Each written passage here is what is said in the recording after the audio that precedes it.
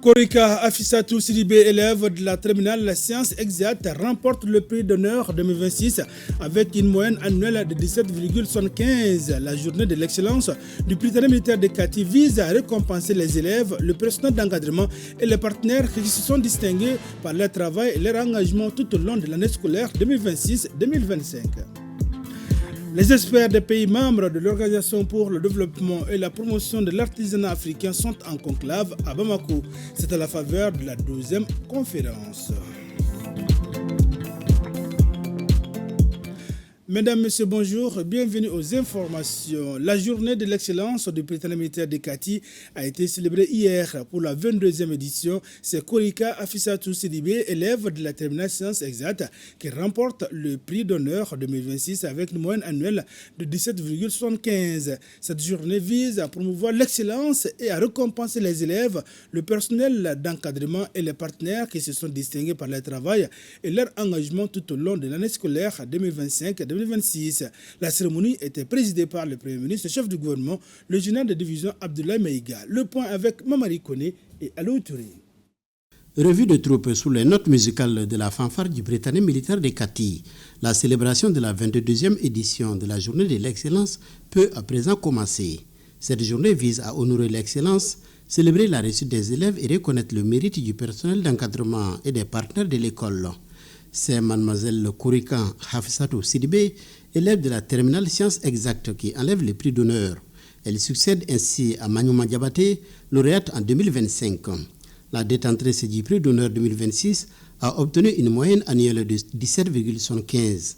En plus de son rendement académique à l'école, elle a eu une bonne conduite pendant son séjour au Prytanée militaire. Je suis parfaitement contente et très fière de moi, car depuis la 7e année, je remarquais que ce prix était attribué à des garçons. Je dédie ce prix à notre ancien date, 11e promotion, général d'armée Sadio Kamara. Il a été un soutien fort pour nous. Il a aidé le Prytanée à exceller vers l'excellence. Sans oublier notre cadet Madjeri Kamara. Dans son intervention, le commandant du Prytanée a dressé un bilan particulièrement positif de l'année scolaire écoulée. Sur le plan académique, l'année scolaire 2025-2026 a été marquée par des résultats d'une qualité satisfaisante, en particulier au diplôme d'études fondamentales, où le Prytanée militaire de Kati enregistre un taux de réussite de 100%. D'autres classes qui ne sont pas concernées par les examens ont été 100% de réussite aussi. En attendant les résultats du baccalauréat, nous pouvons affirmer que les performances déjà engagées placent le Prytanée militaire de Kati parmi les établissements les plus performants du Mali. Ces résultats ne sont pas le fruit du hasard, ils sont l'aboutissement d'un encadrement pédagogique d'exception, d'une exigence permanente dans un cadre rigoureux et d'une émulation saine entre les élèves venus de tout le continent africain. Pour l'édition 2026, plusieurs prix sont décernés, des prix comprenant des motos Jakarta et des ordinateurs portables. Il s'agit entre autres du prix d'honneur, du prix d'excellence, du prix d'encouragement de l'innovation et de la créativité, du prix du meilleur encadrant de l'année et du prix de l'aptitude militaire, entre autres. Vous incarnez ce que notre école a de meilleur. Par votre abnégation et votre persévérance, vous êtes devenus des modèles pour vos camarades, vos familles et une fierté pour notre famille. Vous êtes la preuve vivante que le talent, lorsqu'il est combiné à l'effort, permet de déplacer des montagnes et de bâtir des réussites exemplaires. Des certificats de reconnaissance ont été également remis aux anciens personnels de l'école et aux partenaires. Des grands prix et autres prix ont été décernés aux majors des classes, aux meilleurs élèves et sportifs. Le Premier ministre a offert à l'établissement 5 motos Jakarta et 10 ordinateurs portables. Ces matériels permettront de récompenser d'autres élèves et aussi d'améliorer les conditions du personnel. Ma présence ce matin visait essentiellement 3 objectifs. Le premier objectif consistait à transmettre des chaleureuses félicitations du chef de l'État au commandement de l'école qui, en organisant cette journée de l'excellence, s'inscrit pleinement dans sa vision qui consiste à saluer et à reconnaître le mérite et le travail bien fait, en particulier dans le cadre de la refondation de notre pays, dans le cadre de l'édification du Mali-Croix auquel nous aspirons tous. À ce message de félicitations, j'associe bien entendu les lauréats, aussi bien l'encadrement militaire comme civil, mais également les élèves qui se sont distingués par le travail bien fait, par le mérite. Je voudrais les inviter, au nom du chef de l'État, de maintenir le cap de l'excellence, d'être constant dans ce travail bien fait, mais également d'attirer dans leur sillage leurs camarades, malheureusement, qui n'ont pas reçu aujourd'hui de prix. Le deuxième objectif consiste à rassurer l'opinion nationale que le chef de l'État tient particulièrement à faire de l'école et de l'éducation au Mali une éducation de référence, aussi bien dans notre pays, dans la sous-région et dans le monde. C'est dans ce cadre qu'il a décidé, après mûre réflexion, de faire de l'année 2026-2027 des années consacrées à l'éducation et à la culture. La construction des lycées d'excellence et à la réhabilitation et la construction d'autres infrastructures de qualité, à l'amélioration des conditions de vie et de travail, aussi bien des élèves et également des enseignants. Et le troisième objectif, il m'est particulièrement difficile de venir aux Prytanée et de repartir sans rendre un hommage mérité à nos vaillants éléments des forces de défense et de sécurité tombés au champ d'honneur. Aujourd'hui, nous pensons en particulier au général d'armée Sadio Kamara, qui est ancien élève du Prytanée, mais qui a également été ancien directeur du Prytanée militaire de Kati. À lui, ainsi qu'à l'ensemble des victimes civiles et militaires, au nom du chef de l'État, nous prions le bon Dieu qui les accepte tous au paradis et en souhaitant un prompt rétablissement aux blessés, de rassurer que l'éradication du terrorisme demeure l'objectif principal des autorités de la transition, ça demeure la préoccupation principale du chef de l'État et aussi bien lui sous son leadership que le gouvernement et l'ensemble des forces de défense et de sécurité, nous ne ménagerons aucun effort pour atteindre cet objectif. Avec aujourd'hui 700 élèves de 12 pays et du Mali, le Prytanée militaire de Kati a pour mission de dispenser aux élèves un enseignement fondamental et secondaire, une instruction militaire et une formation physique et morale les prédisposant à la carrière militaire. Les membres du gouvernement poursuivent leur rencontre d'échange direct avec les citoyens sur les réalisations faites par leur département durant les 5 ans de la transition du général d'armée Assimi Goïta à la tête du pays. Ainsi, les ministres en charge de la santé, des affaires religieuses, ainsi que le ministre d'État en charge de la réconciliation étaient à l'honneur. Des actions majeures comme le renforcement des plateaux techniques, la construction des infrastructures, en passant par la professionnalisation du pèlerinage, des réformes politiques et institutionnelles et des actions de développement de communautés pour la paix et la réconciliation. Retour sur cet événement d'échange avec Arjuma Tina. Espace d'interaction et d'échange. 3 membres du gouvernement étaient face au public pour égrener les efforts consentis par leurs départements respectifs depuis l'arrivée du général d'armée Assimi Goïta, président de la transition à la tête du pays. Dans le domaine de la santé et du développement social, les 5 ans du président de la transition ont été marqués par d'importantes réalisations.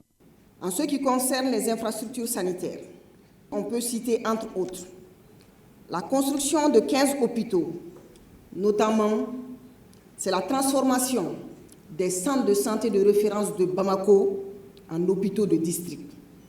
La construction d'hôpitaux de district à Bla et à Kangaba, ainsi que la construction d'hôpitaux régionaux dans les nouvelles régions. À cela, on peut ajouter les travaux d'extension et de modernisation de l'hôpital de Tombouctou, la construction et l'équipement de la maison des pupilles, la réalisation de 6 centrales de production d'oxygène, la construction et l'équipement de 3 centres de dialyse à Bamako, l'acquisition d'entrants pour la dialyse et le lancement de la construction des entrepôts modernes de la pharmacie populaire du Mali.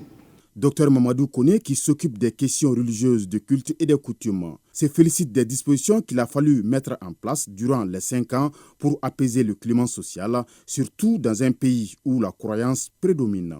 Nous avons pu tenir 18 concertations avec les différentes confessions religieuses, ce qui a donné le résultat de l'apaisement du climat social. Depuis notre arrivée, on a tellement bien organisé les pèlerinages que souvent dans la période du pèlerinage, on ne sent pas qu'il y a une mouvance du pèlerinage. C'est parce qu'il s'est devenu professionnel et digitalisé. Nous avions créé c'est un centre de déradicalisation. En dehors de cela, on a pu envoyer 700 personnes au Maroc dans une école de l'imamement, le système de désendoctrinement. C'est ce qu'ils apprennent au Maroc. En matière de réconciliation, de la paix et de la cohésion nationale, il y a lieu de noter beaucoup d'actions, tant dans le domaine des réformes, mais également en matière de développement des communautés. En matière de réformes institutionnelles, le gouvernement a procédé à la reconfiguration de la mission d'appel à la réconciliation nationale, communément appelée la MAR, afin de renforcer son efficacité territoriale, sa proximité avec les populations et sa capacité de prévention de conflits. En matière de justice réparatrice, le gouvernement a franchi une étape importante avec l'adoption de la politique générale de réparation en faveur des victimes des crises de conflits. Ces réformes institutionnelles ont accompagné une évolution majeure de l'architecture nationale de la paix. À la suite du retrait de l'accord pour la paix et la réconciliation issu du processus d'Algérie, le Mali a engagé une approche souveraine fondée sur le dialogue intermalien pour la paix et la réconciliation nationale, dont les conclusions ont abouti à l'adoption de la Charte nationale pour la paix et la réconciliation, qui constitue désormais le nouveau référentiel national de conciliation de la paix. Parallèlement, les résultats obtenus sur le terrain sont significatifs grâce au développement communautaire et à la mise en œuvre d'une approche inédite qu'on appelle l'approche de développement conduite par les communautés elles-mêmes des DCC, qui met en œuvre à travers les projets PCRSS et Malideco le slogan « Un village, 35 millions ». 843 infrastructures communautaires ont été réalisées. Plus de 10 500 personnes ont bénéficié d'actions de renforcement des capacités et plus de 36 000 emplois ont été créés au profit des populations. Les forces vives n'ont pas boudé leur plaisir à venir assister à ces cadres d'échange qui se veut un exercice de redevabilité. C'est des exercices à encourager, à soutenir, car en parlant, c'est très intéressant. Surtout notre pays traverse une situation difficile. Il est très intéressant que la population sache ce qui se passe. Pendant ces 5 ans, malgré que le pays est en guerre, les systèmes de santé sont en train de fonctionner. Le président de la transition vient de nous donner 15 hôpitaux modernes pour le Mali. Le ministère de la Réconciliation, ils ont mis les chefs de quartier, chefs de village, le recotrade, les leaders religieux pour que la société malienne même parle de paix, prêche la paix et amène la paix dans notre pays. Le ministre du culte, ce qu'ils ont organisé cette année, si vous avez vu le Hajj 2026, c'est la première fois qu'à Mina, les pèlerins maliens soient dotés de logements dont ils sont vraiment à l'aise. Les ministres ont tenu à rassurer les populations de leur engagement et détermination à œuvrer davantage sous l'égide du président de la transition, chef de l'État, pour transformer les défis en opportunités au bonheur des populations maliennes. C'est parti depuis hier à Bamako pour la 12e conférence des experts des pays membres de l'Organisation pour le développement et la promotion de l'artisanat africain. Le Mali, à l'issue de ces assises, devra assurer la présidence après le Congo qui en assure l'exercice présentement. L'intégration africaine passe aussi par la valorisation de nos savoir-faire locaux et la création de richesses par nos populations, nous précise Alucine Touré. C'est sur la terre de Soundiata Keita et de Kankou Moussa que s'écrit aujourd'hui une nouvelle page de l'artisanat africain. Des délégations venues de tout le continent se sont donné rendez-vous à Bamako pour repenser l'avenir d'un secteur vital. Pour le ministre malien Mahmoud Daffé, qui a officiellement ouvert les travaux, l'artisanat est bien plus qu'un héritage commun, c'est un véritable moteur économique qu'il faut urgemment structurer. 20% du PIB du continent, ce n'est pas rien. 70% de l'emploi, ce secteur nourrit presque 60 millions d'Africains.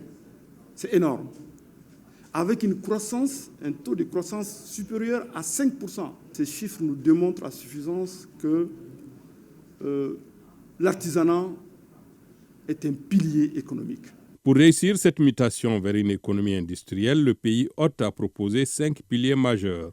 L'intégration dans les politiques publiques, la formation, l'accès au marché et au financement, l'exigence de la qualité et enfin la coopération interétatique. Une vision qui épouse parfaitement la thématique centrale de la rencontre. Le thème retenu de cette 12e conférence des ministres est, je cite, « Quelle stratégie pour un repositionnement du secteur national dans les priorités de développement des pays membres de l'ODEPA ?»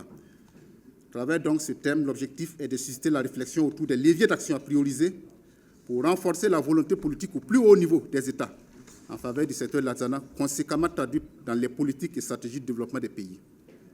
Les recommandations issues de ces 2 jours d'échange guideront les travaux de la conférence des ministres, instance suprême regroupant 28 pays.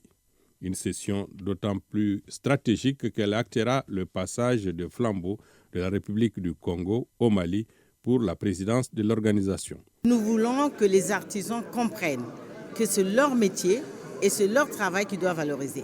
Les États doivent accompagner les artisans dans la recherche de solutions, dans la formation, dans le financement, parce que c'est tout un défi, trouver de l'argent pour pouvoir faire avancer notre artisanat. Cet accompagnement exige d'ouvrir de nouveaux horizons commerciaux. La protection du patrimoine est primordiale, mais elle ne doit pas entraver les échanges entre les nations africaines, comme le soulignent les acteurs du terrain. L'artisanat, c'est le porteur de patrimoine de nos pays. Donc, on est obligé aujourd'hui d'aller dans nos pays et d'inciter les institutions de mettre des lois qui défendent l'artisan et qui ouvrent les frontières entre nos pays. Briser les barrières douanières, oui, mais aussi s'adapter aux standards internationaux. L'excellence et les nouvelles technologies sont les autres clés de voûte de cette renaissance. Le continent africain est un continent artisanal. La modernisation passera encore et toujours par la formation. Il faut accroître la numérisation pour les artisans, passer de l'artisanat utilitaire à l'artisanat d'art. Standardisation, transition numérique et solidarité continentale, la feuille de route est tracée pour les experts. Leurs conclusions permettront d'adopter une déclaration finale forte lors du huis clos ministériel. L'ambition ultime, faire de l'artisan africain un créateur de richesses vivant de son art avec dignité. Rencontre des cadres de l'ORTM sur la feuille de route élaborée par les autorités de la transition qui relève cette feuille de route de nouvelles pistes pour revitaliser la structure afin de centrer les activités autour des défis auxquels le Mali fait face aujourd'hui et un média plus proche de son public, à son écoute et surtout servir de véritables ponts entre les populations et les gouvernants. On en sait plus avec Mamadou Fané. Comme vous le savez, l'ORTM aujourd'hui est dans une situation difficile qui préoccupe toutes les autorités du Mali, à commencer par le président de la transition lui-même. L'ORTM n'est pas qu'un média, vous le savez. C'est un instrument d'abord de cohésion, d'information, d'éducation et de paix sociale. À ce titre, aucun Malien n'est indifférent au sort de l'ORTM. Ce qui accroît la pression qui est sur les épaules des travailleurs que vous êtes. Donc je tiens ici à féliciter tous les travailleurs de l'ORTM, ceux qui sont là, comme ceux qui ont été relevés de leur poste, qui n'ont pas démérité, mais que c'est dans le cadre des besoins et des visions managériales de la station que ces décisions ont été prises. Je félicite aussi le directeur et je lui instruis de faire appliquer les lois et les règlements dans toutes les rigueurs, à savoir le dialogue, l'échange, la discussion, la courtoisie, le respect des droits des travailleurs, le respect de la spécification, l'amélioration, mais aussi l'application de la loi quand c'est nécessaire, à savoir les récompenses pour les méritants et les sanctions pour ceux qui fautent. À ce titre, je pense qu'il doit y avoir l'accompagnement de chacun d'entre vous ici.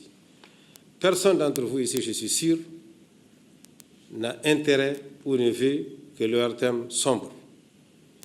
Et pour que l'ORTM relève la tête, il faut vraiment sortir de la complaisance, aborder les questions avec lucidité et avoir le comportement approprié. Les syndicats sont nos partenaires dans le cadre du pacte que nous avons signé avec eux. Et le syndicat a les mêmes objectifs que nous. C'est la protection des intérêts des travailleurs et de l'entreprise. Si vous êtes travailleur, c'est qu'il y a une entreprise.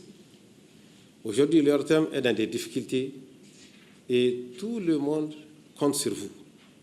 Les changements qui ont été apportés aujourd'hui sont des changements d'espoir. Nous espérons que ceux qui sont nommés aujourd'hui peut faire changer les choses. C'était là plutôt un extrait de discours du ministre en charge de la communication lors de la cérémonie d'ouverture de la rencontre des cadres de l'ORTM sur la feuille de route élaborée par les autorités de la transition Alhamdou Ag-Ilienne. Eh bien, la jeunesse de Nara veut désormais jouer un rôle plus qu'actif dans le développement de sa commune. C'est pourquoi elle mène des actions citoyennes et de développement. Après une année, elle dresse le bilan des activités. Les détails avec Idrissa Keïta. La première assemblée générale annuelle du Conseil communal de la jeunesse de Nara s'ouvre sous le signe d'une jeunesse plus participative au développement local.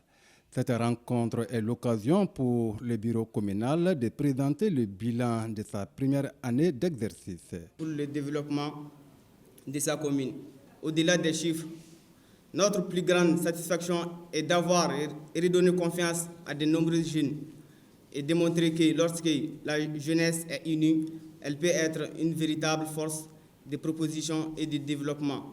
En un an, le Conseil communal de la jeunesse de Nara a réalisé plusieurs travaux d'assainissement et de remblaiement, des séances de dons de sang, une formation en secourisme, des cours de vacances, le reboisement, 5 événements sportifs, un forum sur l'eau et le surcreusement des puits, entre autres.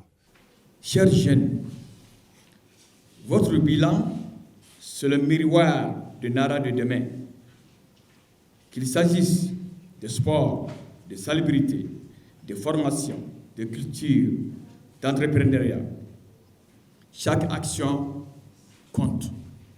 Un de nos sages disait « La jeunesse est le fer de lance de toute nation ».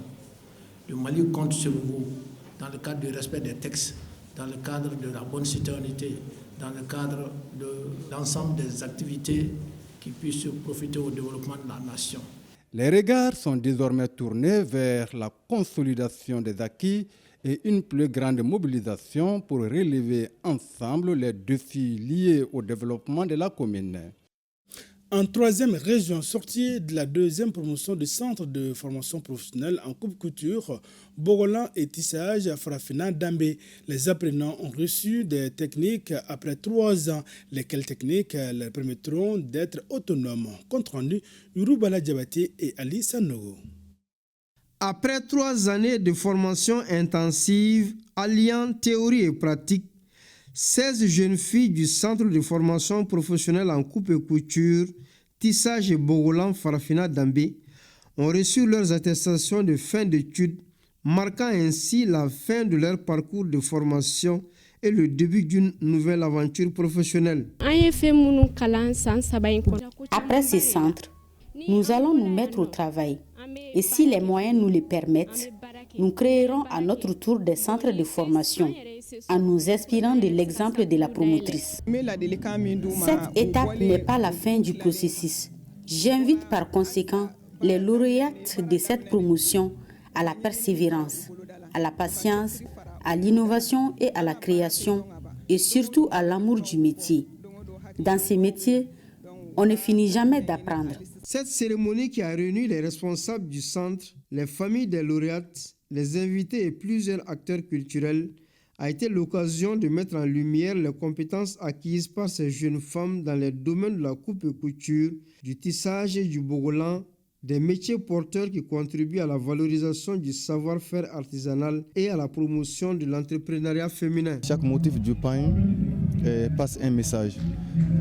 Il y a des motifs de pain qui enseignent la protection, il y a des motifs de pain qui enseignent la fertilité, il y a des motifs de pain également qui enseignent même le chemin de la vie. À vous, chers lauréates, je vous invite à faire preuve de professionnalisme, de courage et d'innovation. Préserver et valoriser le Bogolan, ce patrimoine culturel qui fait la renommée de notre pays, tout en développant des créations adaptées aux exigences du monde du marché moderne. La majeure de la promotion a été récompensée pour son excellence académique. En guise d'encouragement, elle a reçu une machine à coudre. Les 15 autres lauréates se sont vus remettre leurs attestations de fin de formation sous les applaudissements nourris. Journée de lecture du Saint-Courant et des bénédictions à Ségou. Cette journée initiée par l'association des prêcheurs et la direction régionale en charge des affaires religieuses de Ségou, c'est pour la paix au Mali, nous dit Amidou Diallo. La paix, l'unité et la stabilité du Mali et de l'AES, c'est tout le sens de cette journée de lecture du Saint-Courant et des bénédictions à la grande mosquée de Ségou. Organisée par l'association des prêcheurs et la direction régionale en charge des affaires religieuses de Ségou, cette journée s'inscrit dans le cadre de la célébration d'Achoura. À l'occasion de cette journée, pour les bénédictions au peuple malien et au peuple AES, on remercie pour les bons dits. Il est passé très bien. Notre salutation à tous les musulmans de Ségou, à tous les musulmans du Mali, précisément le président Hachim Gouza avec son gouvernement. Au nom du ministre des Affaires religieuses, du culte et des coutumes, Dr Mohamedou Oumar Koné, j'adresse mes vives félicitations à l'ensemble de la communauté musulmane de Ségou. En ces moments de temps difficiles, j'appelle la communauté musulmane à être soudée, à être unie. Les autorités régionales saluent cette initiative en faveur du Mali et de l'AES. Des bénédictions, des prières, des invocations pour la prospérité, pour la paix, pour la cohésion sociale et surtout pour la bonne hivernage.